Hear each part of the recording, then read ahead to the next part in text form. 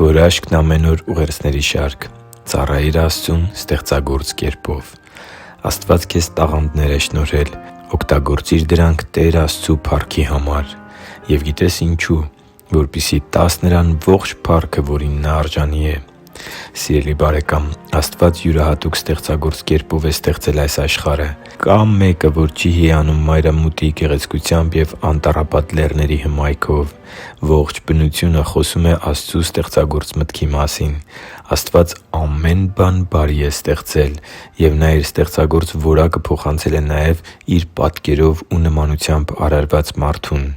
Հին Կտակարանում Աստված ընտրում էր ստեղծագործ և տաղանդավոր մարդկանց, որպեսզի նրանց տաղանդների կիրառմամբ կառուցի խորանը։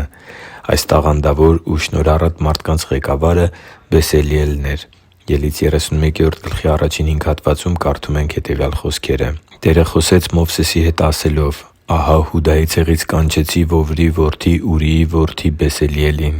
և լցրեցի նրան Աստծու Հոգով, իմաստությամբ, հանճարով, գիտությամբ և ամենայն ճարտարությամբ, որպեսզի վարպետի գործեր հնարի ոսկու, արծաթի և պղնձի վրա աշխատելու համար, ակնաքարեր գամելու, փայտեր փորագրելու և ի գործ դնելու ամեն տեսակ արհեստներ»։ Երբ Աստված ասում է «Ես լցրի նրան», դա նշանակում է, որ Նա է այն Միակն, Ով կարող է մարդուն տալ ստեղծագործելու տաղանդ, իմաստություն, գիտություն և հանճար։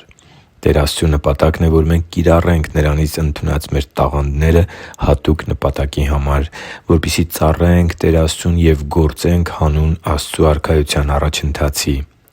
Եթե ամեն մարդ պատասխանի իր տաղանդներով Աստծուն ծառայելու կոչին, Աստծու Արքայությունը կհարստանա զորավոր զինվորներով ու հավատարիմ աշակերտներով, իսկ մեր երկնային Հայրը կփառավորվի, քանի որ մեր կյանքը կդառնա պտղաբեր և արդյունավետ։